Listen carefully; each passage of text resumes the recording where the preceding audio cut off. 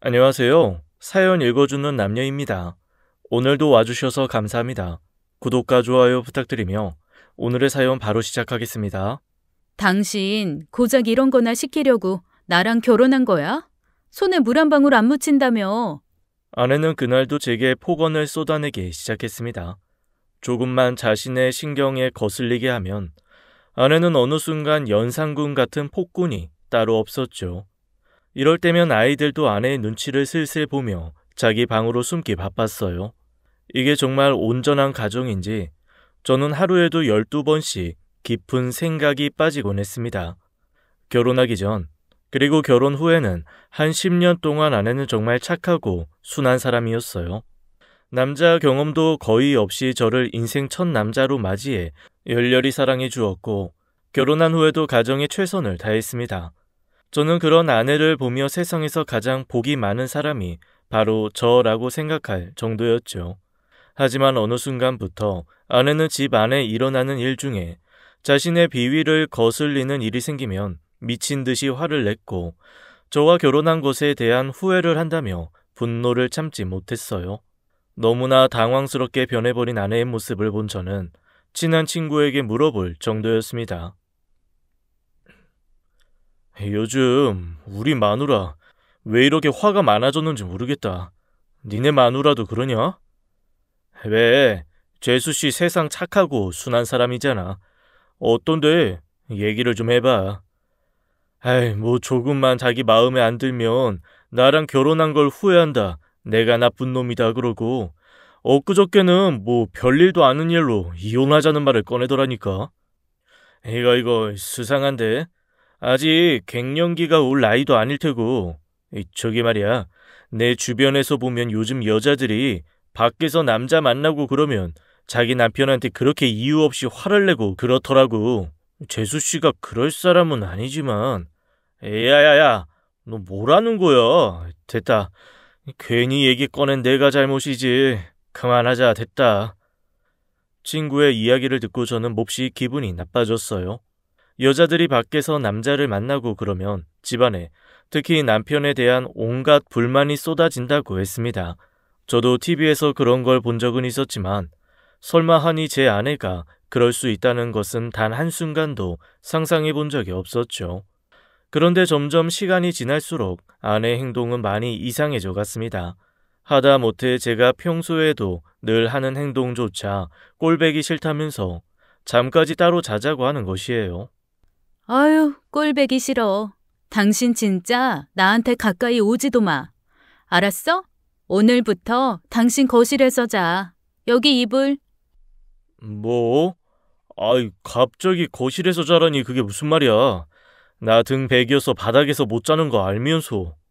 참나. 시골에서 막 자란 사람이 무슨 침대 타령이야? 그런 건 부모님이 곱게 키운 애들이나 하는 말이야. 여기저기 막 굴리면서 키운 부모 밑에서 말도 안 되는 얘기하고 있네. 아니, 당신 그런 말까지 할 필요는 없잖아.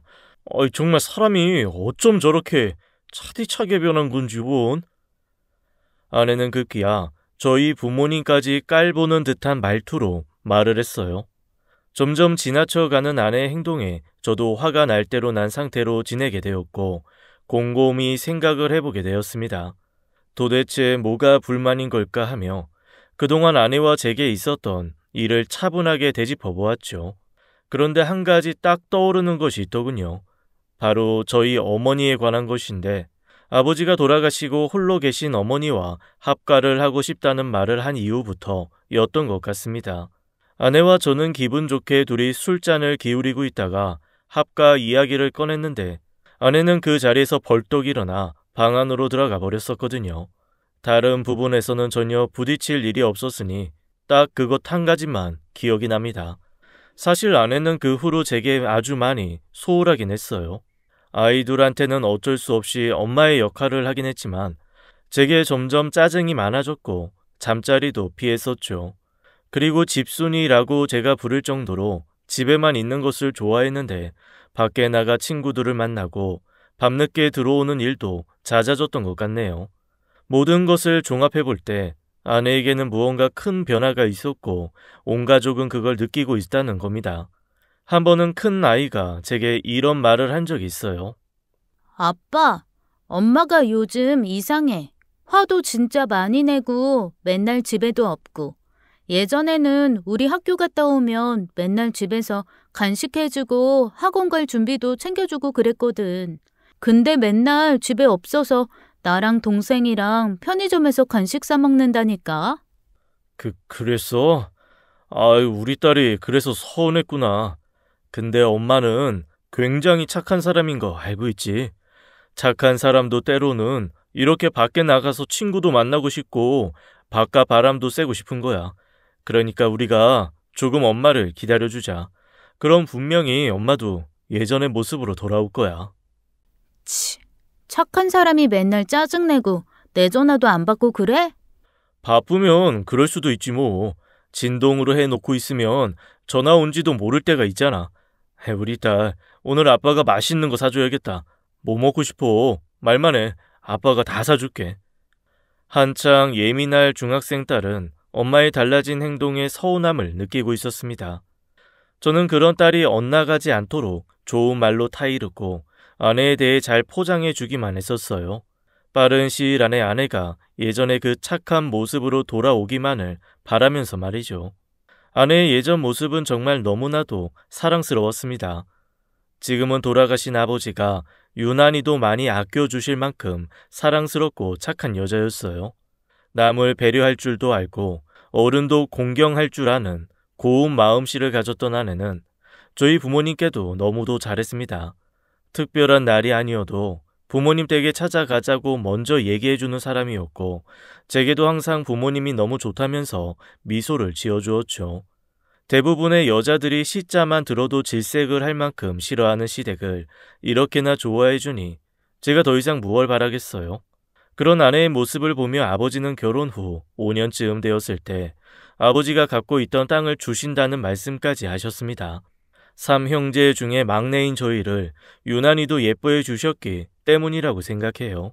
제일 큰 형은 미국으로 건너가 살고 있고 둘째 형은 일찍이 사업을 시작해 기반을 다 잡은 상태이니 하긴 저희 집이 가장 안 돼 보이기도 하셨을 겁니다. 뭐 하나 잘하는 것 없이 평범하게 대학을 졸업하고 그저 평범한 중소기업에 취직해서 월급 뻔한 제 생활이 아버지도 마음이 쓰이셨나 봐요. 아내 역시 작은 회사에서 일을 하고 있다가 저를 만나 결혼했고 바로 아이가 연달아 둘이나 생기는 바람에 하는 수 없이 회사를 그만둔 상태라 저희 가정 형편이 넉넉하지는 않았죠. 그렇다고 결혼하면서 부모님이 번듯한 집을 장만해 주지도 못하셨기 때문에 더더욱 형편이 쉽지 않았어요. 아버지는 그런 부분들을 항상 미안해 하시면서 저희 아내를 예뻐해 주셨던 것입니다. 우리 막내 아가는 진짜 복받을 거요. 이런 사람이 우리 집에 들어오다니 다시 생각해도 너무 좋다. 아니에요, 아버님. 저도 아버님, 어머님 같은 분을 만나게 돼서 너무 감사하답니다. 다른 형제들은 다 기반 닦고 잘 살고 있으니 내가 갖고 있는 그 땅은 너네한테 조만간 주마. 내가 결혼할 때도 제대로 된 집 하나 장만 못 해줘서 얼마나 마음이 쓰였다고. 어머나, 아버님, 감사합니다. 저희 정말 열심히 살게요. 아내는 그 말을 들은 후부터 시댁에 더 많이 잘했어요. 자신의 부모님처럼 저희 부모님을 생각했고 때로는 더 자주 찾아뵈었죠. 그때 아이들 역시 많이 배웠던 것 같습니다. 아이들은 자연스럽게 친할아버지 댁에 가는 것을 좋아했고 엄마와 할머니, 할아버지 사이가 좋은 것을 보며 저는 참 행복했어요. 특히 아내가 가장 잘했던 행동은 친할아버지, 할머니께 편지도 쓰고 전화도 많이 하라고 했던 부분이었답니다. 지방에 살고 계신 부모님 댁으로 편지를 보내고 영상 통화도 상당히 많이 했었어요. 저희 3형제 가운데 아마도 저희 아내가 제일 많이 부모님과 소통할 정도였죠. 형수님 두 분은 둘 다 명문대 출신으로 있는 집에서 자라서 그런지 조금 거만하다고 해야 하나? 그런 느낌이 들었었습니다. 반면에 저희 아내는 어려운 가정 환경 때문에 지방에 있는 2년제 전문대밖에 졸업하지 못해서 항상 형수님들을 만나면 주눅 들어 있었고요. 형수님 두 분은 가끔 만나면 저희 아내를 주로 많이 시켰어요. 막내 동서가 이런 거 참 잘하더라. 역시 사회생활을 일찍 시작해서 그런가. 오늘도 좀 부탁해. 난 이런 걸 해본 적이 있어야지. 집에서도 부모님이 한 번도 시키지를 않으셔서. 그러게요, 형님. 저는 특히 피아노 치느라 손에 물 묻히지도 못하게 하셨지 뭐예요. 일찍 사회생활 시작하고 부모님 도와서 식당 일 해본 막내 동서에 비하면 우리는 뭐 완전 애기죠. 동서, 오늘도 수고 좀 해. 저번에 만들었던 그 굴전 진짜 맛있던데. 오늘도 해주는 거지? 아, 네. 안 그래도 굴이 요즘 제철이라서 좀 사왔어요. 맛있으셨으면 다행이네요. 맛이 없어도 맛있다고 해야지. 뭐 별 수 있나? 우리같이 곱게 자란 사람들은 감히 만들어 보지도 못하는데. 아, 저기 하는 김에 좀 넉넉히 해줘. 우리 미국 다시 들어가는데 진공팩에 넣어서 좀 싸가게. 네, 형님. 그럴게요. 모자라면 더 사와서 만들게요. 두 형수님들은 아내를 이런 식으로 대하기 일쑤였어요. 행사 때마다 자기들은 곱게 자라서 이런 걸 해본 적이 없다며 아내에게 미루었고, 아내는 그런 행동을 고스란히 다 받아들였습니다. 하도 답답한 마음에 제가 큰형한테 얘기를 한 적도 있었죠.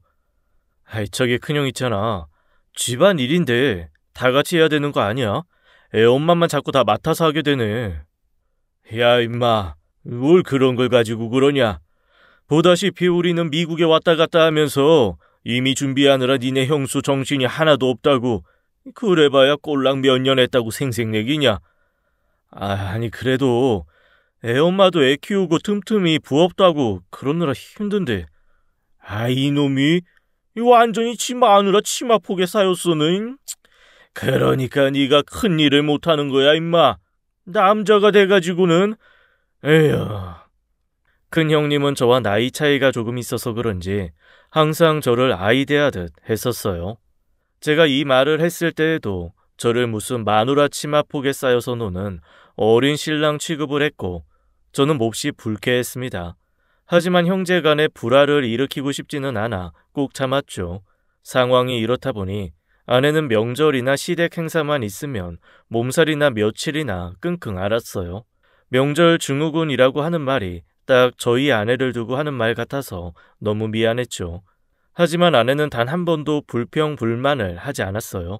오히려 저보고 부모님 돌아가시기 전에 최대한 효도해 드리고 싶다며 자신이 잘할 수 있는 일이 있어서 기쁘다는 말까지 했습니다. 이런 아내를 어찌 사랑하지 않을 수가 있겠어요. 너무나도 천사 같은 마음씨를 가진 아내를 저는 정말 사랑했습니다. 저는 집안일도 많이 도와주었고 밖에 나가 친구들 만나고 노는 시간과 돈을 아끼며 아내와 아이들에게 더 집중했어요. 언제까지나 아내가 이렇게 대해줄 줄로만 알고 말이죠. 하지만 시간이 흐르며 저는 아내의 수상한 모습을 보기도 했습니다. 아내의 친정은 조금 형편이 힘들었어요. 장모님이 동네에서 오랫동안 개 모임을 하셨었는데 개주를 하시면서 돈을 조금 개인적으로 쓰셨었나 봅니다. 그것 때문에 제가 아내 몰래 몇백만 원을 그냥 들이다시피 한 적도 있었고 때때로 질 좋은 고기도 몰래 사다 드린 적도 있었어요. 장모님은 작은 식당을 하고 계셨고 장인 어른은 슬슬 식당 일을 도와주시며 돌아다니셨었는데 어쩌다가 잘 알지도 못하는 사람이 한다는 사업에 투자를 한다면서 집문서까지 홀라당 다 날려버리셨었나 봅니다. 아내가 통화하는 내용을 듣고 있으니 대충 어느 정도 심각한 상황인지 짐작이 가더라고요. 그러게, 왜 아빠가 그런 거 하고 돌아다니게 놔둬? 엄마가 꽉 잡았어야지. 내가 당장 돈이 어디 있어? 아, 진짜 미치겠네. 당장 몇 달 후에는 집도 경매로 넘어가 버릴 텐데. 그럼 길바닥에 낳는다는 거야? 진짜 평생 도움이 안 돼, 정말. 아내는 장모님과 전화를 하며 상당히 많이 화를 내고 있었습니다. 그런 아내의 모습이 안타까워 술을 한 잔 마시자고 하며 이야기를 꺼냈죠. 장모님네 얼마나 안 좋은 거야. 그때보다 더 안 좋아진 거야? 아, 그러게. 저번에는 엄마가 갯돈 때문에 속을 썩이더니 이번에는 아빠까지 그러네. 정말 도움이 안 돼, 도움이. 그런 말이 어디 있어. 노인네들 속여서 나쁜 짓 하는 그 사람들이 문제지. 얼마나 당하신 건데 그래. 꽤 되나 봐. 바보같이 우리 아빠는 집담보 대출까지 받아서는. 그래서 말인데 여보, 아버님이 주신다고 한 거 말이야. 그거 언제쯤 주실까? 그거 글쎄 당장에 주신다고 한 건 아니었으니까 뭐 기다려봐야지. 땅이라는 게 조금 더 묵혀야 오른다고. 그거 있어도 아직 팔 때는 아닌 것 같던데. 아니 그래도 기왕 주신다는 거 빨리 주시면 어떻게 그거 담보라도 받아서. 아니야 여보. 내가 너무 성급했다. 주실 때까지 기다리지 뭐. 아내는 은근히 저희 아버지가 주신다는 땅에 관심이 많았습니다. 하긴 저 같아도 그럴 것 같아요. 어디 마땅히 돈 빌릴 곳도 없고 가진 것도 많지 않은데 자신의 부모님이 이런 상황에 이르렀으니 누구인들 그런 생각을 안 할 수 있겠습니까? 저는 그때 아내의 마음을 100번, 1000번 이해하기로 했었습니다. 그런데 한편으로는 이런 상황에서 팽팽 놀고만 있는 장인 어른이 조금 무책임하다는 생각도 했어요. 제게 전화를 걸어 아쉬운 소리 하시며 돈을 빌려달라고 하시면서 막상 본인은 친구들을 만나서 낮술 드시고 좋아하는 탁구나 치러 다니시며 여유롭게 생활을 하셨었죠. 장모님이 하시는 작은 식당도 손님이 그렇게 많지는 않아 도와드릴 것도 별로 없었고요. 어디 아픈 것도 없이 정말 건강하시고 나이도 젊으신 편인데 조금 안타까운 마음에 저도 한 말씀 드린 적도 있습니다. 아버님, 저기 제가 아시는 분이 건물 관리인이 필요하다고 하시는데 아버님이 해보시는 거 어떨까 해서요. 요즘 시급도 세서 급여도 꽤 괜찮고 힘든 일도 많이 없는 것 같더라고요. 아이고, 나는 그렇게 남의 건물 밑에서 청소나 하고 안내해주는 일은 딱 질색이요. 이래봐도 내가 왕년에는 사람들한테 인기도 많고 여자가 줄을 섰다고. 근데 지금 경비복 입고 이 건물 청소나 하라니. 자네 나를 뭘로 보고 있나? 아니요. 뭘로 보는 게 아니라 아버님 아직 젊으시고 그러시니까 삶의 활력도 찾으시고. 활력은 개뿔. 나 지금 탁구도 치고 사람들도 만나고 밖에 다니는 게 더 활력이요. 자네 혹시 뭐 내가 자네가 준 돈 안 갚을까봐 그러나? 아니면 뭐 우리가 자네 집에 얹혀 살기라도 할까봐 그러는 거요? 아닙니다 장인어른. 절대 그런 거 아니에요. 아닙니다. 장인어른은 오히려 제게 화를 내시며 이상한 말씀까지 하셨었어요. 저희 부모님은 아직도 농사 일을 하시고 일할 거리가 있으면 가끔씩 공장에도 나가시고 남의 집 잔치에도 가시는데 장인어른 장모님은 너무나 상반되는 모습이셨죠. 몇 번 슬쩍 말씀을 드렸는데 이렇게까지 나오시니 저도 더 이상 장인어른께 일을 하시라는 말씀을 하지는 못했습니다. 그리고 아니나 다를까 몇 달 후 장모님은 제게 전화를 걸어 막무가내로 합과 이야기를 꺼내시더라고요.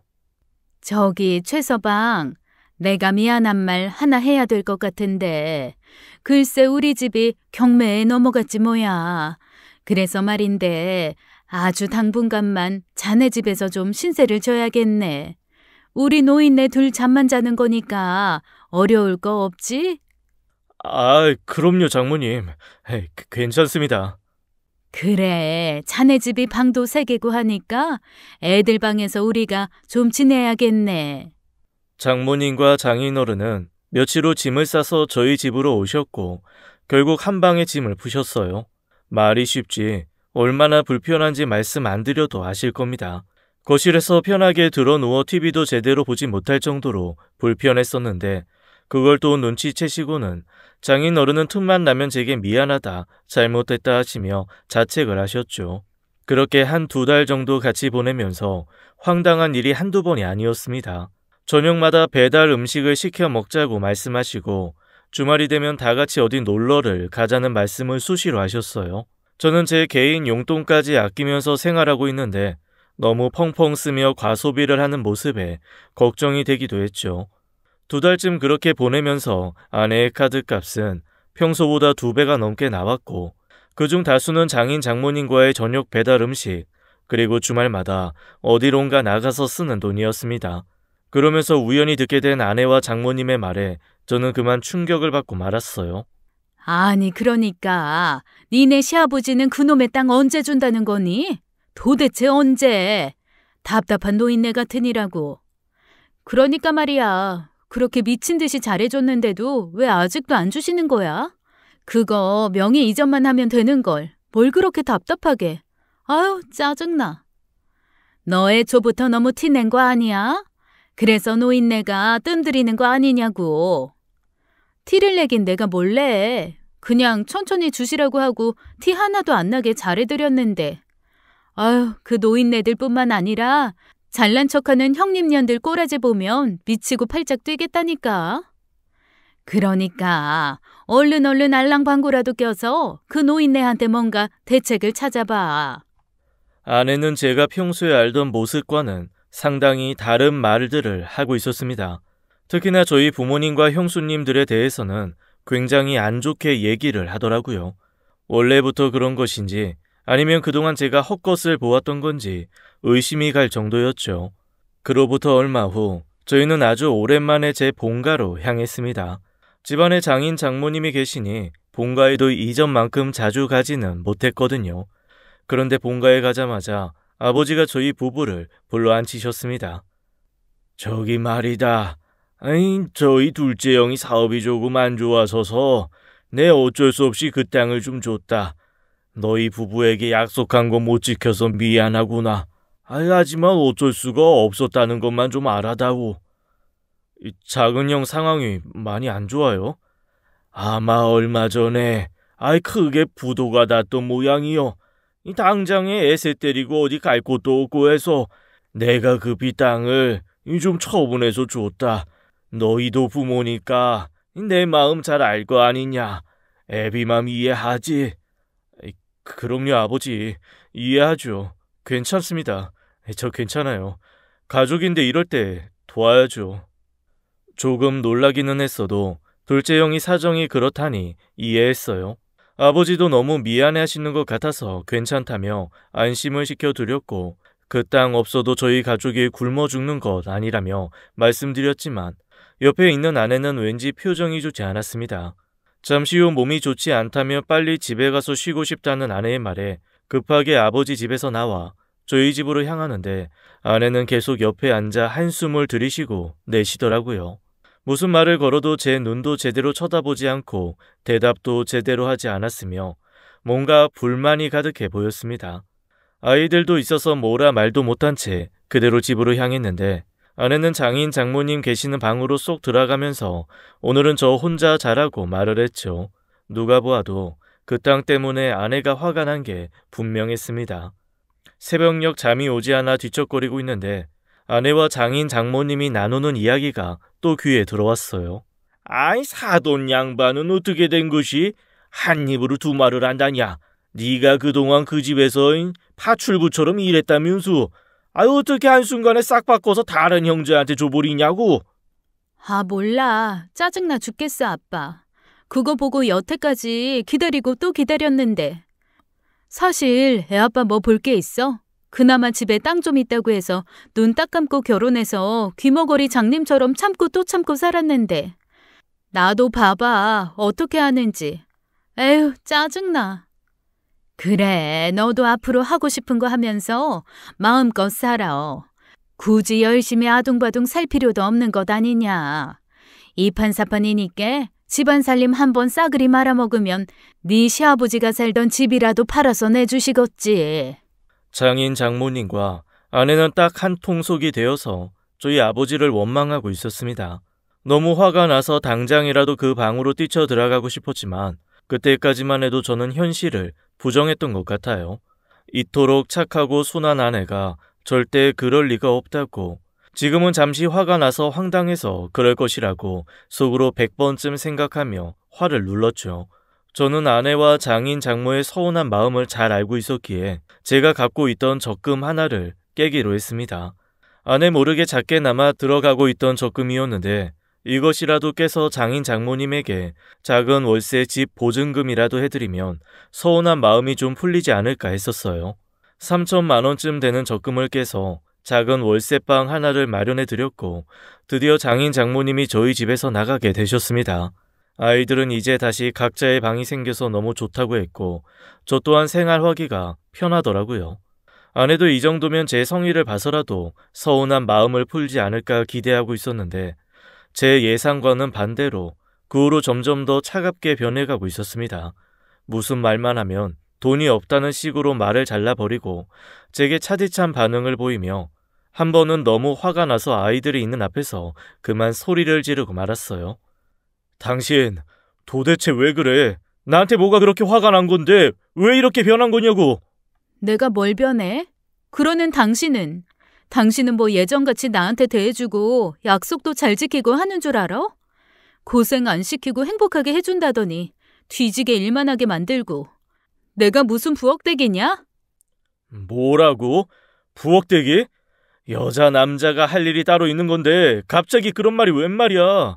그럼 나는 뭐 밖에서 마냥 편한 줄 알아? 가장으로서 책임감이 얼마나 무거운데. 참나, 그까진 남들 다 하는 일 가지고 생색내기는? 난 니네 부모님 집 가서 개처럼 일한다고. 여자들이 하는 일이 따로 있다고? 니네 형수들 봐봐. 팽팽 놀면서 먹을 거나 다 처먹고. 이게 어떻게 똑같은 여자야? 그랬더니 기껏 돌아오는 건 미안하다. 닭 잡아먹고 오리발 내미시는 거야 뭐야? 아, 그게 불만이었구나. 우리 아버지가 주신다는 땅을 형네 줘서 그것 때문에 내내 이러는 거구나. 원래 그게 우리 것도 아닌데 왜 그렇게 욕심을 내? 원래 당신 이런 사람 아니었잖아. 당신이 이렇게 만든 거잖아. 뭐 하나 잘난 것도 없으면서. 아내는 정말 많이도 변해 있었습니다. 제가 장인 장모님께 해드렸던 일들은 다 까먹었는지 제가 해주지 못한 것, 저희 아버지가 땅을 안 주신 것만 기억하고 있더군요. 아내의 이런 모습에 저 역시 너무 당황했고 실망하게 되었어요. 10길 물속은 알아도 한 길 사람 속은 모른다고 해도 아내의 이런 모습은 상상도 못했던 모습이었기 때문이죠.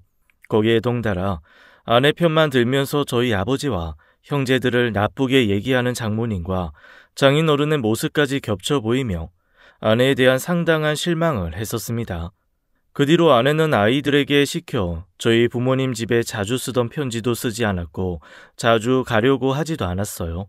심지어 아버지의 생신이 있던 날에도 아내는 친척 중에 중요한 분이 많이 아프다고 하며 친정에 가서는 하루를 자고 와버려서 저 혼자 아이들을 데리고 다녀온 적도 있었습니다.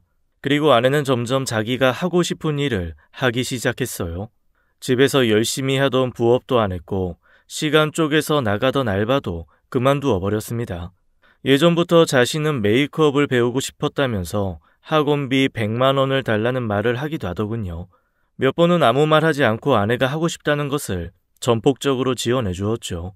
엄청나게 큰 돈이 들어가는 것도 아니고 자신의 꿈을 위해서 배우고 싶다고 하니 해주고 싶더라고요.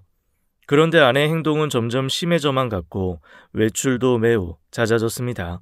집안에서도 화장실을 갈 때에도 휴대폰을 가지고 들어가기도 하는 모습을 보였고 한 번도 그런 적 없더니 핸드폰을 잠금 장치까지 해두었어요. 그로부터 얼마 후 저희 집에는 상상도 못할 일이 벌어지고 말았습니다. 바로 아버지가 큰 병에 걸렸다는 소식이었죠. 생전 편찮은 신고 없이 건강하게 지내시던 아버지가 어느 날부터 머리가 너무 아파 많이 힘들어 하신다는 말씀을 하셨었는데 그게 뇌종양이라는 병에 걸리셨던 모양입니다. 멀리 떨어져 살다 보니 이런 소식을 가끔씩 어머니를 통해서만 들었었는데 병원에 모시고 가지도 못한 제 자신이 너무 죄송스러웠어요. 저뿐만 아니라 어머니와 형들 역시 아버지의 이런 상황을 많이 죄송해했고 힘들어 하셨습니다. 진짜 이런 암은 겪어보지 않은 사람들은 모르실 거예요.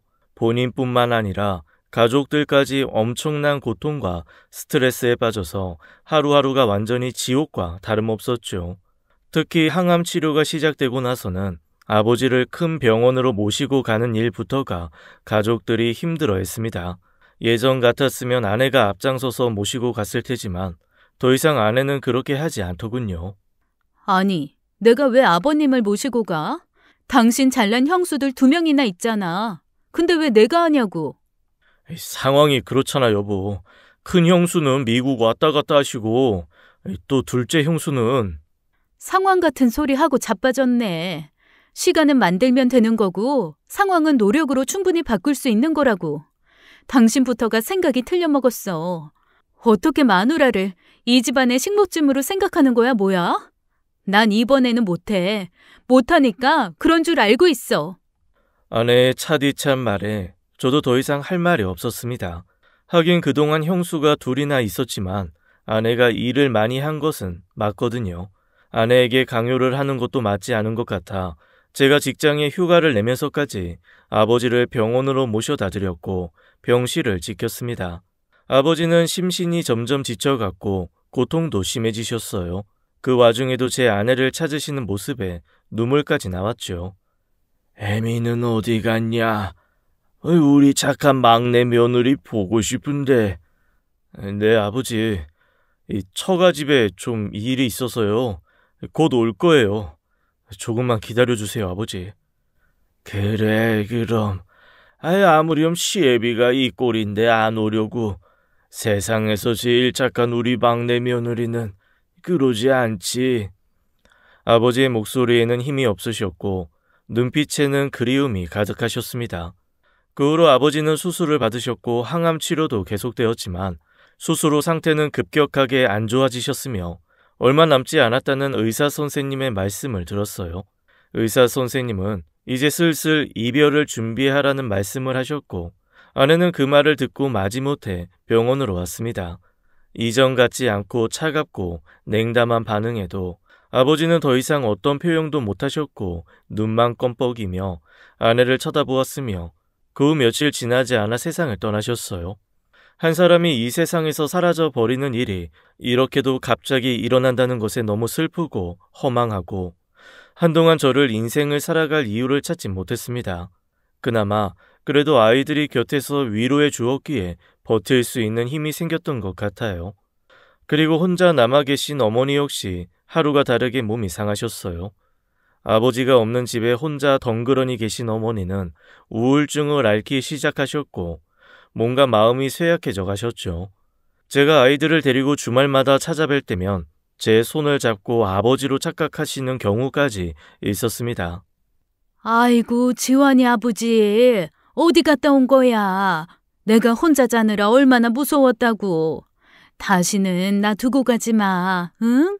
나 데리고 가. 알았지? 어머니 정신 차리세요. 저예요. 어머니 막내 아들. 아버지 많이 보고 싶으시죠? 응? 누구? 오메나 세상에. 우리 막내 아들 미안하다. 엄마가 얼굴도 못 알아보고. 아니에요, 어머니. 제가 더 신경 써야 하는데 죄송합니다. 아프지만 마세요. 어머니의 건강이 날이 갈수록 심각해지자 저는 형들에게 전화를 걸어 무슨 대책이 필요한 것 같다고 말을 했어요. 하지만 형들은 여러 가지 모실 상황이 되지 않았고 제게 모시라는 식으로 말을 했죠. 솔직히 조금 원망스럽기도 했습니다. 하나뿐인 어머니인데 장남인 형과 둘째 형까지 나 몰라라 하는 것이 답답하더라고요.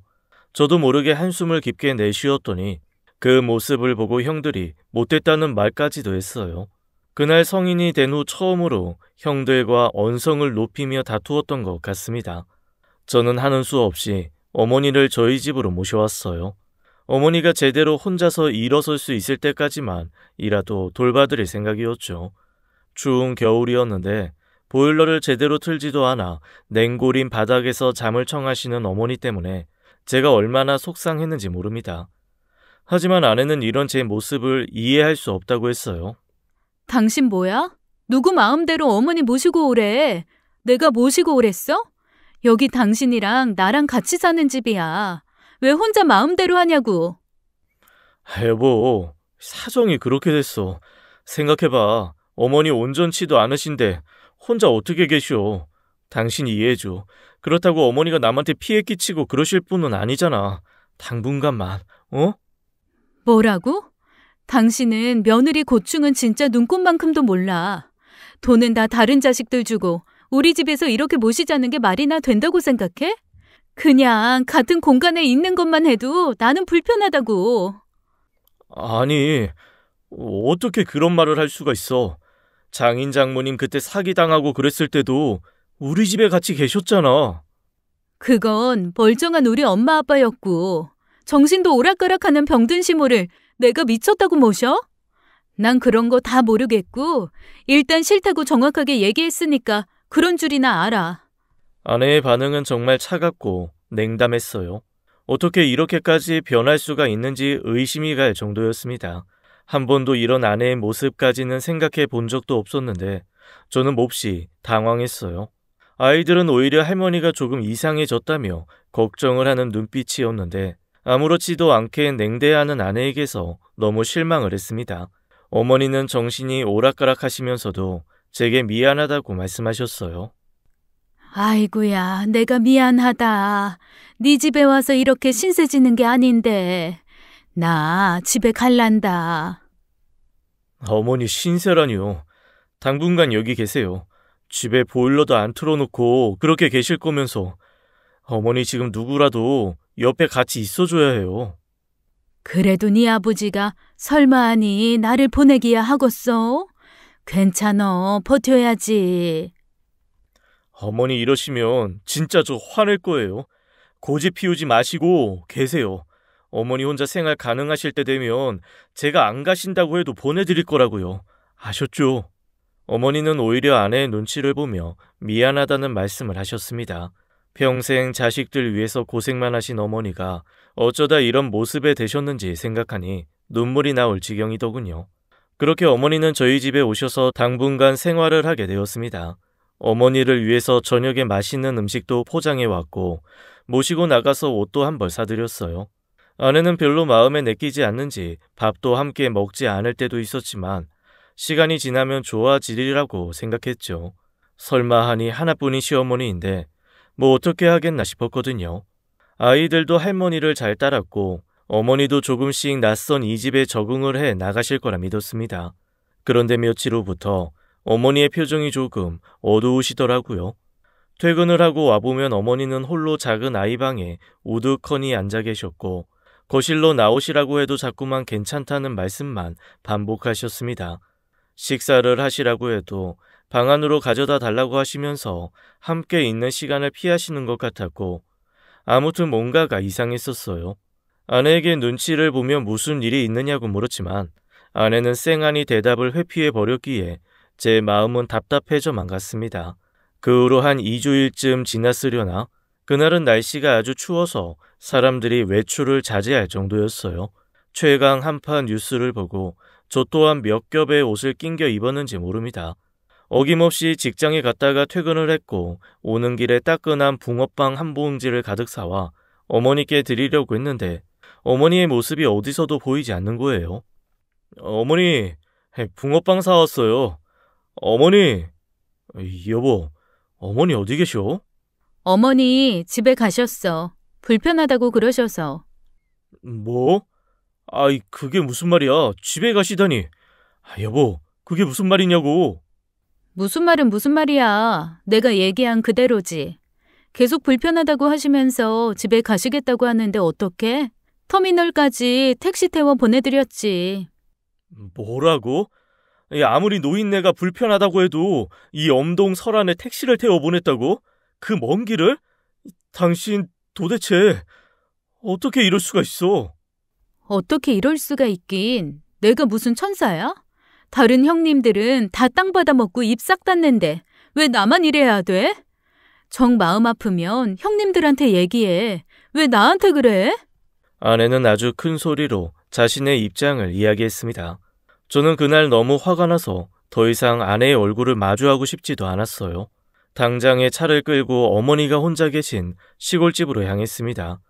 엄청나게 빠른 속도로 달려 어머니 집에 도착하니 싸늘한 냉기가 감돌았고 어머니는 한쪽 구석에서 울고 계셨어요.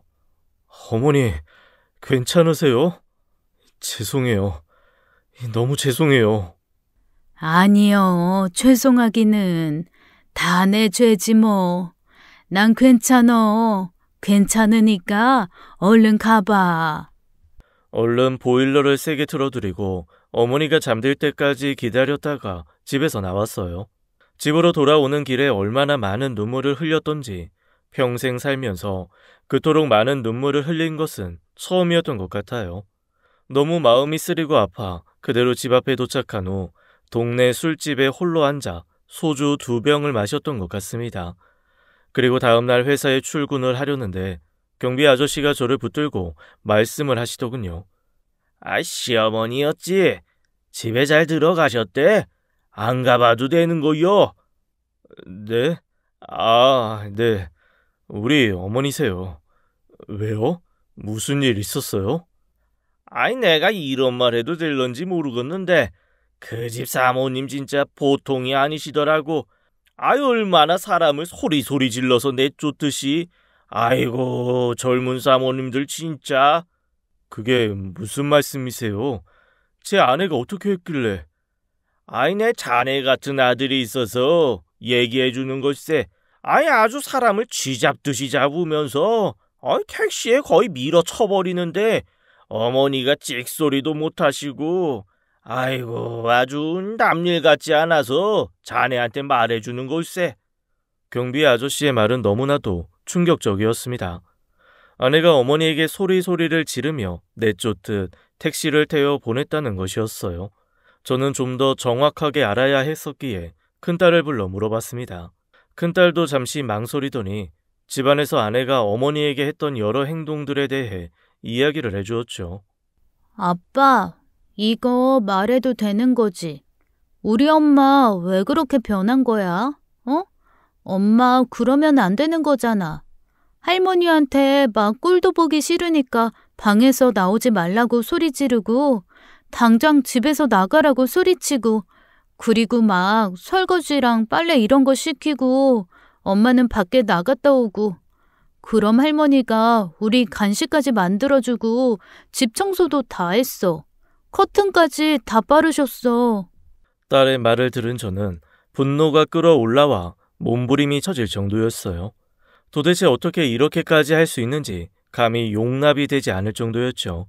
설마 사람이라면, 며느리라면 이렇게까지는 하지 않을 줄 알았습니다. 아내의 실체를 알게 되고 나서 그동안 있던 정남이마저 뚝 떨어져 버리더군요. 착한 척하며 제게 말을 하던 그 말투부터 예전에 저희 부모님한테 했던 행동들, 모든 것이 다 거짓인 것 같아 심하게 괴로웠습니다. 하루에도 몇 번씩이나 이혼을 하고 싶다는 생각이 들 정도였어요. 그런데 아이들을 생각하면 눈물이 앞을 가렸죠. 아이들을 두고 어떻게 이혼을 할 수 있을까 하는 마음 때문에 너무나도 힘들었습니다. 아내 역시 저의 이런 마음을 잘 알고 있는 사람이에요. 누구보다 제가 가정에 대한 소중함을 알고 있기에 절대로 이혼은 하지 못할 것이라 생각을 하고 있었죠. 어머니가 그렇게 엄동설안에 내쫓기듯 집으로 가신 이후 아내는 저를 떠보듯이 슬쩍슬쩍 다가오는 날이 있었습니다. 여보, 오늘 일찍 오면 안 돼? 나랑 맛있는 거 먹으러 밖으로 나가자. 둘이 오붓하게, 응? 며칠 후면 우리 결혼기념일이잖아. 오늘 나 야근이야. 바빠 끊어. 뭐야. 야근이면 몇 시에 끝나? 내가 회사 앞으로 갈까? 됐어. 나 일해야 되니까 전화 끊자. 아내의 이런 행동에 저는 더욱 치가 떨리더군요. 어떻게 사람의 탈을 쓰고 이렇게까지 할 수 있나 싶었습니다. 저는 그때부터 혼자 계신 어머니를 챙기느라 시골집에 자주 왔다 갔다 했어요. 하지만 어머니의 상태는 생각보다 점점 심해지셨고 혼자서는 도저히 생활할 수 없는 지경까지 이르렀습니다. 병원에 가보니 치매가 상당히 빨리 진행되어 있고 건강도 아주 안 좋다는 말씀을 하시더군요. 이런 상황 놓인 어머니를 쫓아낸 아내에게 저는 정말 마음속 깊은 미움이 가득해져만 갔습니다. 어쩔 수 없이 형들과 합의해 어머니를 요양원에 모시게 되었고 주말마다 들여다보았어요. 꼭 괜찮아질 것이라 마음속으로 그렇게 기도를 많이 해보았지만 어머니의 상태는 점점 악화되셨고 결국 1년도 채 지나지 않아 세상을 떠나셨습니다. 노인들은 한치 앞을 모르는 것 같아요. 그토록 건강하시던 어머니가 이렇게 허망하게 떠나가시다니 현실을 믿을 수가 없었죠. 저는 그 순간부터 아내에게 지독한 한이 맺혔습니다. 그때 아내가 어머니를 내쫓지만 않았어도 어떻게 사람의 탈을 쓰고 그럴 수가 있는 거야. 마음속에서 계속해서 드는 아내에 대한 원망 때문에 너무 짜증이 나 아내의 얼굴을 보는 것만으로도 화가 치밀어 올랐어요. 그 후로 저는 아내와 거의 쇼윈도 부부처럼 살았습니다. 아이들 때문에 집에 들어가서 저녁도 몇 번 먹긴 했지만 거의 대부분은 밖에서 끼니를 해결하고 들어갔고 아이들 없이는 아내와 둘이 밥도 함께 먹지 않았죠.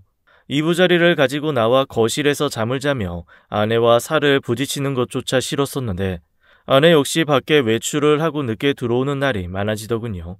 그러던 어느 날 처갓집에 날벼락 같은 일이 벌어지고 말았습니다. 장인어른이 갑자기 다른 여자가 생겨 황혼 이혼을 하고 싶다고 했다더군요. 너무나 갑작스러운 상황에 장모님은 몹시 당황하셨고 그대로 장인어른은 집을 나가버리신 모양이에요. 엎친 데 덮친 격으로 장모에게 고혈압과 당뇨병이 찾아왔고 그로 인한 합병증까지 생겨버렸습니다. 확실히 나이가 많으신 분들의 건강은 아무도 모르는 것 같아요. 저희 어머니 아버지도 그랬듯이 순식간에 악화되는 것을 보면 말이죠. 처갓집 상황이 이렇게 되다 보니 아내는 갑자기 태도가 돌변하여 제게 다가오기 시작했어요. 여보, 오늘 우리 엄마 병원에 가는 날이잖아. 오늘 우리 집에 모시고 와도 되지? 한 며칠 우리 집에서 푹 쉬시게 하려고. 뭐? 당신 마음대로 해. 언제는 나한테 의견 물었어? 뭘 그렇게 얘기해. 어쩔 수 없이 편찮으시니까 그런 거지. 오늘 일찍 와. 저녁에 우리 엄마랑 맛있는 거 먹게. 나 오늘 늦어. 회사에 중요한 일이 있어. 아내는 그날 장모님을 집으로 모시고 왔고 며칠간 맛있는 음식들을 죄다 시켜 먹으며 상점 모시듯이 모시더군요. 저희 어머니가 오셨을 때와는 너무도 다른 모습에 정말 치가 떨렸습니다. 뻔뻔함도 유전이라더니 장모님 역시 저를 보고는 일찍 와서 집안일을 도우라는 등 요리를 좀 하라는 등 쓸데없는 말씀을 많이 하시더군요. 저는 그런 장모님의 말이 듣기 싫어 대답만 하고는 방 안으로 들어가 나오지를 않았습니다. 그러더니 며칠 후 아내는 장모님의 짐들을 집으로 가져오기 시작했어요. 트렁크 몇 개와 장모님이 아끼는 작은 수족관까지 말이죠. 너무도 황당하게 이게 뭐냐고 물으니 당분간 집에서 장모님을 모시자는 겁니다. 우리 엄마 고혈압에 당뇨병까지 있어서 관리해줘야 돼. 당신도 알지? 평생 관리해야 되는 병인 거. 우리 엄마 혼자 이걸 어떻게 해. 합병증까지 심해지셨단 말이야. 그러니까 우리가 모시자. 우리 엄마 불편한 사람 아니잖아. 참나, 뭐라고? 당신 지금 뭐라고 그랬냐? 저는 너무도 황당한 아내의 말에 콧방귀까지 쳐지더군요. 아내는 그런 제 모습을 보고 기가 막히다는 식으로 말을 받아쳤습니다. 당신 지금 콧방귀 뀌는 거야? 생전 안 그랬던 사람이 말투가 그게 뭐야? 우리 엄마 병 걸려서 모시자는 게 뭐 잘못됐냐고. 기본적인 효도는 하고 살아야 될 거다냐. 그래, 기본적인 효도. 말 잘했다. 당신은 그런 기본적인 효도 우리 엄마한테 했냐? 하고 말하는 거야? 우리 아버지 돌아가시고 정신이 혼미하게 지내시는 분을 그렇게 내쫓듯이 보내버린 사람이 지금 당신 양심이라는 게 있는 사람이냐? 그건 상황이 다르잖아. 우리 엄마는 편한 사람이라고. 당신한테도 편하게 대해주잖아. 당장 닥치지 못해? 그만. 제발 그만해. 하늘에 계신 우리 엄마한테 죄송하지도 않냐? 어떻게 그렇게 뻔뻔하게 말을 하냐? 그리고 나는 당신 부모님 집 보증금까지 얻어다 준 거 몰라? 사기 당했을 때도 우리 집에서 모셨고, 그런데 당신이 우리 엄마를 그렇게 대해놓고 이제 와서 뭐가 어떻다고? 나 더 이상 못하겠어. 우리 이혼하자. 이혼해. 뭐? 그래, 이혼해. 당신 같은 새님이 어디 이혼이나 할 수 있나 보자. 당신은 절대 이혼 못해. 내가 알아, 당신 스타일. 당신 마음대로 해봐, 어디. 나도 내 마음대로 할 테니까. 아내는 그 후로 정말 장모님을 집으로 모시고 들어왔고, 아내는 제 눈치도 보지 않고 자기 하고 싶은 대로 다 하고 있었습니다. 더 황당했던 것은 장모님은 이런 제게 핀잔을 주면서 집안에 충실하게 가장 역할을 하라고 하시더군요. 자네 요즘 왜 이렇게 늦는 건가? 가장이 돼가지고 집에 일찍 와서 마누라랑 애들을 챙겨야지. 요즘 남자들은 요리도 하고 집안일도 하고 그러더만 어떻게 된 사람이 딱 자기 일하는 거 하나밖에 모르고. 에휴. 장모님의 말에 저는 분노가 폭발해 버렸고 그대로 집 밖으로 뛰쳐나갔습니다. 그리고는 회사에 휴가를 내고 며칠 밖에서 지낸 후에 이혼 서류를 준비했어요. 더 이상 이대로 가정을 지속하는 것만이 정답이 아니라는 판단을 내렸죠. 집으로 들어가 아내에게 이혼 서류를 건넸더니 아내는 놀란 토끼 눈을 하고 저를 쳐다봤습니다. 자, 사인해. 이혼 서류야. 아니, 뭐? 당신 정말 이게 뭐야? 당신 이런 사람이었어? 이거밖에 안 되는 사람이었냐고. 긴 말 할 필요 없고 사인해. 최대한 빨리 끝내자. 당분간 나는 나가서 지낼게. 아니, 여보. 뭐 이렇게까지 할 일이야? 당신이 지금 감정이 좀 앞서서 그러는 것 같은데. 오랫동안 생각한 일이야. 애들 앞에서 더 말도 안 되는 꼴 보여주지 말자고. 저는 아내에게 그 서류를 남기고 간단하게 짐을 싸서 밖으로 나와버렸습니다. 아이들에게는 지속적으로 연락을 하며 밖에서도 따로 만나며 최대한 불안하지 않게 만들어주었죠. 특히 큰딸은 그동안 엄마가 이상한 행동을 많이 했었다면서 제게 차분하게 말을 해주었어요. 제가 저녁을 먹고 늦게 들어가는 날이 많았었는데 그때마다 엄마도 누군가한테 몰래 숨어서 전화를 받고 밖으로 나가기도 했고 자신이 학원을 갔다가 늦게 들어올 때 다른 남자랑 함께 차 안에서 다정하게 있는 모습을 보았다는 말도 해주었습니다. 그리고 더욱 황당했던 것은 제가 이혼 서류를 내밀고 집을 나온 이후에 아내는 장모에게 아이들을 맡기고 1박 2일로 여행을 다녀오고 밤늦게 들어오는 날이 매우 잦아졌다고 하더군요. 아빠, 우리 아빠랑 같이 살면 안 돼? 엄마는 우리한테 관심도 없고 할머니한테만 맡기고 우리한테는 아빠 닮아서 그렇다고 짜증만 내. 아, 휴, 나도 동생도 그래서 너무 속상해. 우리 아빠랑 살고 싶어. 그래, 그러자. 조금만 기다려줘. 아빠가 너희랑 같이 살지 마련해서 준비할게. 알았지? 저는 그때 다짐했어요. 빨리 딸들을 데려와 제가 키워야겠다고 말이죠. 아내는 제가 집을 나간 이후에 더 과감하고 황당한 행동을 일삼았고 장모는 그걸 다 묵인해주고 오히려 아이들을 봐주며 도와주었던 모양입니다. 그리고 그 후에 그 광경을 제가 직접 목격하게 되었어요. 이혼 서류를 계속 주지 않고 버티는 아내에게 연락을 하다 짐도 쌀 겸 집으로 직접 찾아갔는데 집 앞 차 안에서 어떤 남자랑 다정하게 손을 잡고 있었습니다. 아이들에게 들었던 말이 현실로 다가오는 순간이었고 그 즉시 저는 그 차로 향해서 소리를 질렀어요. 이년놈들아, 이게 뭐하는 짓거리야? 남의 집 앞에서 창피한 줄도 모르고 당장 나와! 너네 당장 나와! 아내는 그 안에서 화들짝 놀랐고 그 남자는 차 시동을 켜면서 도망을 가려고 했습니다. 저는 그 차를 가로막았고 결국 경비 아저씨와 동네 사람들까지 와서 사태가 심각해진 후 아내는 차에서 내렸어요. 아내에게 더 이상의 실망도 없었습니다. 예전부터 아내가 이럴 것이라는 예상을 했었던 것 같기도 해요. 매번 늦고 달라진 행동에 이상해서 회사 동료에게 물어본 적이 있을 정도였죠. 아내는 차에서 내려 곧바로 집으로 올라갔고 저는 그 뒤를 따라갔습니다. 너 뭐 나한테 할 말 없냐? 하다 이제 집 앞에서 이런 짓거리까지 하냐? 당신 도대체 뭐 하는 사람이야? 내가 뭐 어쨌다고? 내가 무슨 죄라도 지었어? 그냥 친구야, 친구. 친구가 집 앞에 찾아와서. 아내의 너무나도 당당하고 뻔뻔한 거짓말에 저도 모르게 아내 뺨을 한 대 후려쳐 버렸어요. 야, 인연이 정말 해도 너무하네. 우리 딸까지 네가 이러는 꼴 봤는데도 거짓말을 해? 시어머니를 걔 무시하고 내쫓더니 이제는 남자질까지 하냐? 너 같은 년을 내가 눈이 뒤집혔지. 너 내가 고소할 거야. 사람 때린 거 고소할 거라고. 당장 고소할 거야.